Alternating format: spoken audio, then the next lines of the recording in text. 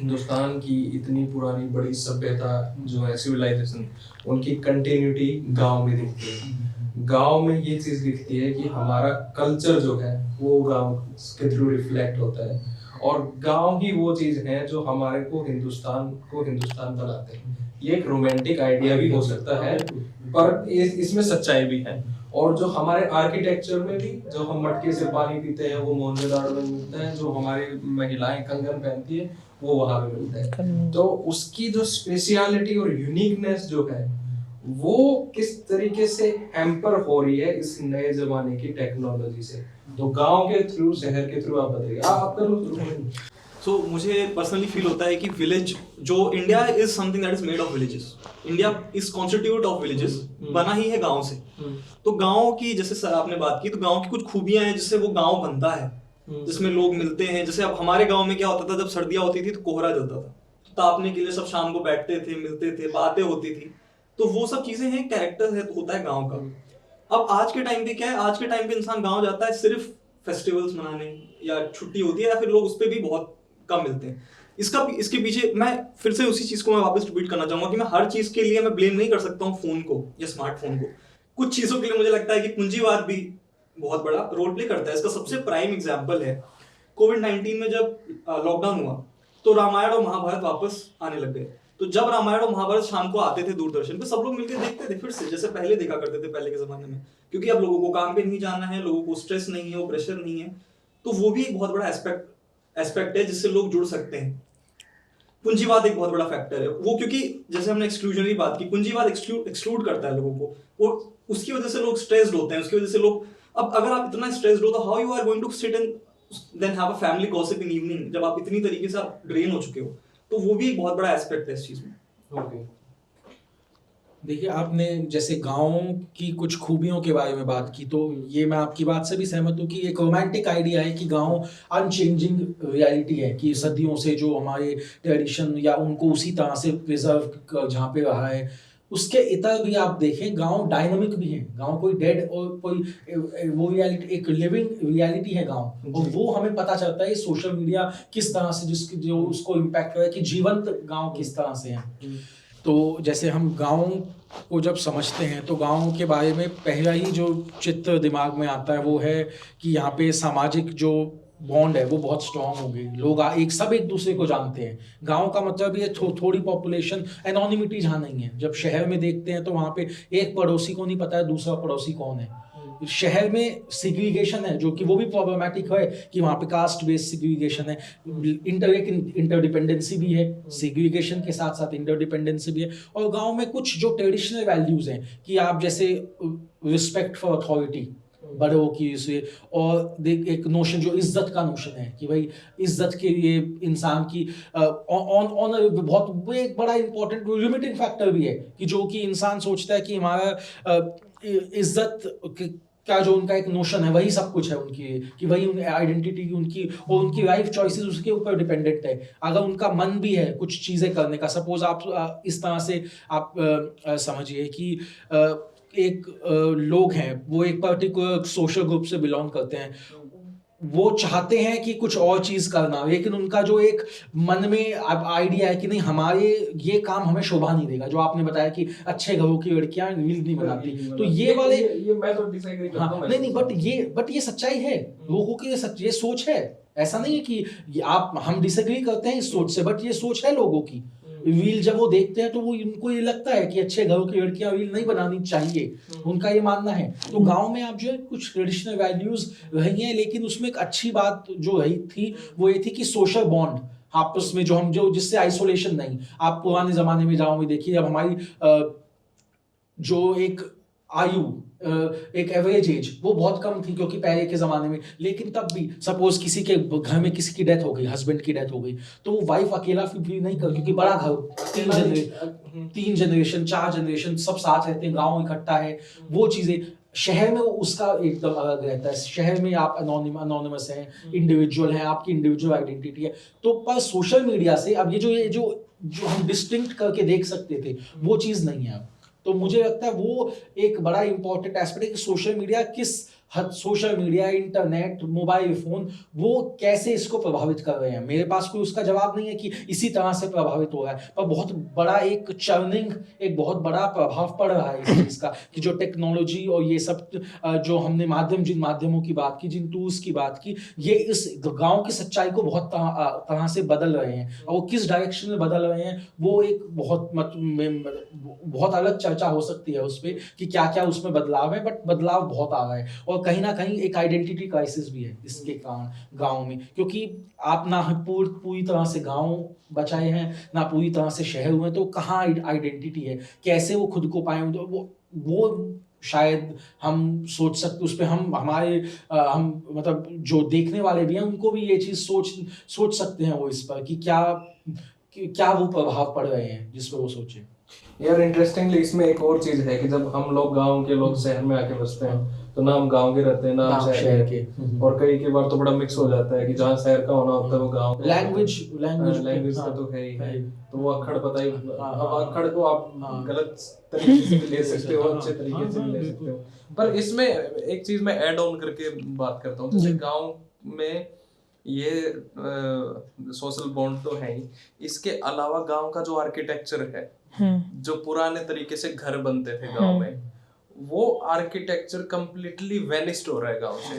अब घर बनते हैं सीधा एक घर, 1-2 फ्लोर या कोठी टाइप जिसको कहते हैं, वो भी नहीं है। वो गांव में ऐसे घर बन रहे हैं जो शहरों की जरूरतें हैं, जो शहरों में बनते हैं, कि सीधा 1 2 3 4 फ्लोर, उसमें कोई आपको डिजाइन, कोई क्रिएटिविटी, कोई आपको इस तरीके की कोई एक सिंबल नजर नहीं आएगा, ब्यूटी नजर नहीं आएगी, हिंदुस्तान की खूबी जिसे कहते हैं। तो ये चीज, और दूसरा गांव में ये इसके साथ एक डिस्क्रिमिनेशन ये भी होता था कि भाई पर्टिकुलर कास्ट के यहाँ घर है, इनके यहाँ घर है, इनके यहाँ घर है, ठीक है। अब नए जमाने में एक चीज अच्छी हुई कि यहाँ वाला लोग यहाँ भी बस रहे हैं जमीन लेके, यहाँ वाला लोग यहाँ भी बस रहे हैं, ये मिक्सचर भी हो रहा है। तो इन सब चेंजेस को आप कैसे देखते हैं गांव की पृष्ठभूमि में? सबसे पहले अगर पुराने सवाल को चलें कि गांव में जो गांव की एक अपनी नेचर थी, गांव एक हकीकत थी हिंदुस्तान में, जिसे गांधी ने कहा था कि भारत गांवों का देश है। गांधी और अंबेडकर का आइडिया है वो। हाँ, लेकिन अब वो हकीकत ख्वाब बनता जा रहा है। उसके पीछे 2 प्रमुख कारण हैं। पहला कारण ये है कि जो पॉलिसी मेकर हुई, या हम लोग एक डेवलपिंग कंट्री के रूप में हम लोगों ने जो भी पॉलिसीज बनाई कि गांव के लोगों को प्रोग्रेस जरूरी है, लेकिन उस प्रोसेस में, उस पॉलिसी मेकिंग प्रक्रिया में हम लोग माइंड से ये क्लियर नहीं हो पाया पॉलिसी मेकर्स कि गांव को गांव छोड़ना है, या गांव को शहर बनाना है, या उसको ट्रांसलेशन फेज में लाके छोड़ देना है। तो ये द्वंद्व का परिणाम आज जो स्थिति हम लोग सर ने जैसा कि बात की कि एक ट्रांजिशनल फेज से गुजर रहा है, क्या ये गुजर रहा है या एक हकीकत हो गया? पहली बात ये। दूसरी बात कि गांव अब ऐसा आने वाले वर्षों में ये लग सकते हैं कि अच्छा, ऐसा गांव नाम का एक ऐसा भी कुछ क्राफ्ट हुआ करता था। और सॉरी टू इंटरप्ट, उसमें एक चीज जो मैं डालना भूल गया कि आंगन I will come to architecture में। हाँ, आंगन गायब हो रहा है कि वो कहते थे मैं तुलसी तेरे आंगन की, अब 13वें फ्लोर पे कैसे वो तुलसी आंगन की रह सकती है। हाँ सॉरी, कंटिन्यू करिए। तो अगर हम इस चीज को आगे बढ़ाएं, उसके बाद तो रही कि शहर और गांव, ये तो रही कि गांव के जो नेचर रही, नेचर उसकी अपनी है। उसके बाद वहाँ के लोगों में और शहर के लोगों में क्या बुनियादी अंतर है। जैसे शहर में मैं पहली दफ़ा सुना, देखा और सोचा तो चकाचौंध रह गया कि यहाँ पे मरने पे लोग रोने वाले आते हैं, उनको पे किया जाता है पेमेंट इस बात के लिए कि वो आज किसी का देहांत हो गया है, आप उनके शोक में आके रोइए, उसके लिए आपको पेमेंट मिलेगा। फिर और गाँव में क्या है, फिर इसी डिस्क्रिमिनेशन को पढ़ते हैं। मुनव्वर राना लिखते हैं कि तुम्हारे शहर में मैयत को सब कांधा नहीं देता, हमारे गांव में छप्पड़ भी सब मिलके उठाते हैं। तो ये जो कलेक्टिव शेयरिंग थी या कलेक्टिव कंसनेंस थी कि सामूहिक चेतना, वो डेथ हुई है। शहर अपनी आइडेंटिटी पूरी तरीके से बना नहीं पाई, और गांव अपनी आइडेंटिटी पूरी तरीके से बचा नहीं पाई। आप चलते हैं क्राफ्ट और आर्किटेक्चर पे। तो जिस प्रकार का, सबसे पहली आर्किटेक्चर में मैं एक चीज का बहुत बड़ा पक्षधर हूं कि इसे एक चीज बहुत अच्छा हुआ कि जो आपने बताया कि अलग अलग पर्टिकुलर कास्ट, पर्टिकुलर कम्युनिटी का एक सेपरेटिज्म था। लेकिन अब मैं देखता हूं कि जैसे जैसे उसके पीछे और भी कारण है कि जमीनों का कम पड़ना। पहले जमीन पर्याप्त है तो कुछ पार्टी ऊंचे समाज यहाँ, तथाकथित ऊंचे नीचे यहाँ, उसके बाद पर्टिकुलर यहाँ, पर्टिकुलर वो टोला वो बस्ती। लेकिन जमीन जैसे खत्म हुई, जमीन का शॉर्टेज पड़ रहा है, पॉपुलेशन बढ़ती जा रही है, और ये डिस्क्रिमिनेशन जो भी घटती जा रही है उसी का परिणाम है कि एक तथाकथित लोअर कास्ट के बगल में एक तथाकथित अपर कास्ट का भी घर बनते जा रहे हैं। भले वो जरूरत के माध्यम से आई हो, मगर को एग्जिस्टेंस तो रह रही है। ये को एग्जिस्टेंस आगे चल के धीरे धीरे इस डिस्क्रिमिनेशन को पाटेगी। और रही जो आर्किटेक्चर, जो घर बनने की बात, तो आर्किटेक्चर जो बन रही है मानव स्वभाव की वो आईना आप समझ सकते हैं। पहले एक जो आंगन हुआ करता था, वो आंगन आप कह लीजिए कहीं आंगन हुआ करता था और घर के बाहर एक दलान हुआ करती थी जहाँ बैठक लगती थी घर के बाहर। और वो बैठक पर्टिकुलरली जो होती थी घर के बाहर इसलिए रखा जाता था ताकि जो भी घर के मेल कह लो और उस मोहल्ले के, उस सोसाइटी के जो मिल गए लोग शाम में रात में कभी मिलते थे, बैठते थे और हंसी ठिठोली होती थी। उसमें महिलाओं का खासतौर पर प्रतिबंधित होती थी। महिलाओं के लिए वो आंगन बड़ा स्पेस था। एक घर की महिलाएं दूसरे घर में आमतौर पर चर्चा करने के लिए, बच्चों की निगरानी करने के लिए, हंसी मजाक छठी पिटोली के लिए आंगन में मिला करती थी। आंगन ने देखा कि कैसे बच्चे जो भी उनका बिलोंगिंग होता था या बच्चे बढ़ते थे, तो आंगन ने उस चीज़ को देखा है। आंगन में एनवायरनमेंट को देखी गई, आंगन में इकोलॉजी, और आंगन में जो भी किसी भी सेक्ट या रिलीजन को फॉलो करता हो उसका आंगन, आप किसी भी पर्टिकुलर रिलीजन के लोग के घर में आप जाओ तो उसका आंगन बता देगा कि क्या सेंस ऑफ बिलोंगिंग है। भले ही उसकी कुछ भी हो, तो आंगन एक, वहाँ पे कोई लोग आ सकते हैं, इसकी पूजा होती है, एक कॉमन स्पेस आप उसको कह सकते हैं। वो आंगन का ख़त्म होना एक कॉमन स्पेस का ख़त्म होना है। और ये ख़त्म होना ये निशानी है कि जो फीलिंग ऑफ शेयरिंग थी वो नष्ट होने पे है गाँव के रूप में। ये बात आपकी सही है, पर जब आपने मैयत वाली बात बताई ना यहाँ पे कि किराए पे मैयत वाले रोने, गांव में भी जो रोते हैं वो फैमिली के अलावा नकली रोते हैं। ये तो फिर कबीर की बातें को कौन झुठला सकता है। वो अगर आप ये सोच रहे हो कि चलो ठीक है बिना पैसे दे के आ रहे, पर गांव की खूबी जैसे ये है कि अब कोई मेरा दोस्त मेरे यहाँ पे आना चाहे तो सीधा वॉक इन करके आ जाएगा। रादर यहाँ पे शहर में आना होगा तो वो पहले फोन करे मैं आ रहा हूँ। ये चीज जो है। हाँ, एक और चीज इंटरेस्टिंग है इसमें कि कई लोगों का यह मानना है कि गांव के बच्चों को अगर कामयाब होना है तो उसे शहर में ही आना पड़ेगा। इस स्टेटमेंट पे क्या ओपिनियन है आपका? सर, मुझे लगता है कि मैं डिफर नहीं करूंगा इस स्टेटमेंट से। मुझे लगता है क्योंकि इंफ्रास्ट्रक्चर शहरों में अच्छा है तो शहरों में आना चाहिए, क्योंकि हमको प्रैक्टिकलिटी की बात करनी चाहिए। मैं आपको एक डेटा बताता हूँ। अगर मैं यूपी और बिहार को मिला के एक देश बना दूं तो दुनिया की तीसरी और चौथी सबसे बड़ी आबादी होगी, तीसरी या चौथी। अब सोचिए, इतनी आबादी जिस देश में, उनको गांव में उतना ऐसा इंफ्रास्ट्रक्चर प्रोवाइड करना पॉसिबल नहीं है। उसके लिए उनको शहर में पलायन करना ही पड़ेगा। तो ये इस बात से मैं एग्री करता हूँ। दूसरी चीज़ जो आपने आंगन की बात की, या जो एक कोहेसिव स्ट्रक्चर था विलेजेस में वो जो ब्रेक हो रहा है, तो उसके पीछे, क्योंकि वो that is destined to, because now we are advancing, technology बढ़ गई। क्या हम कुएं से पानी निकालते हैं? क्या हम उस चीज़ को रोमांटिसाइज करेंगे कि पहले हम कुएं से पानी निकाला करते थे और वो कितने अच्छे दिन थे? उसको हम रोमांटिसाइज नहीं कर सकते, because now we have technological advancement, now we are using motors to pull out water.